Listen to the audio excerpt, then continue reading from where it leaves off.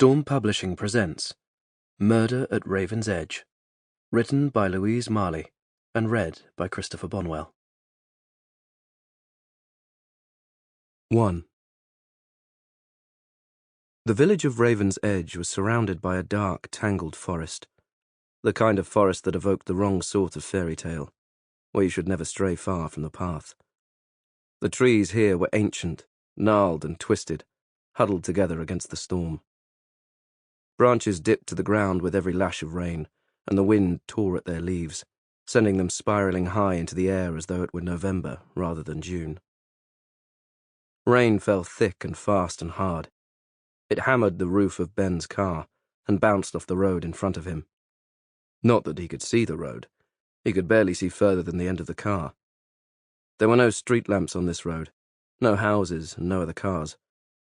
No one else was stupid enough to be out on a night like this. He swerved around a fallen branch, crunched over another, saw a sign flash past in his headlights. It told him there were another 5 miles to Raven's Edge, but another 5 miles felt like forever.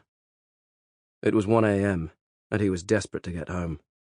He had had enough of the vile weather, the never-ending journey, but most of all his ex-wife.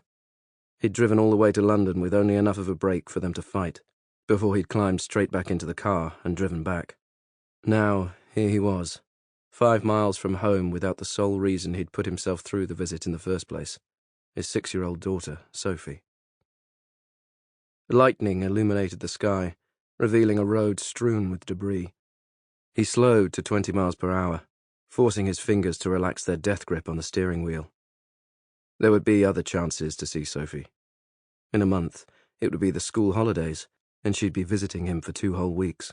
It would be great. They could go hiking in the forest and visit the castle at Norchester. He was making too much of this. He was lucky. It could be worse. Really? Just how could it be worse? His ex-wife had cancelled this month's visit and was now threatening to take him back to court to review their custody arrangement, which would neatly take care of any future holidays. So, right at this very moment, how could his life possibly get any worse? Another streak of lightning slashed the sky, revealing the miles of unbroken forest reaching down to the river, the almost horizontal rain that was threatening to turn into sleet, and the woman walking in the centre of the road. It was one of those split-second moments that stretched out forever. He saw her terrified expression as her arms went up to protect herself. He saw her tense, awaiting the impact that would surely kill her. He hit the brakes, and then he hit her. Sample complete. Ready to continue?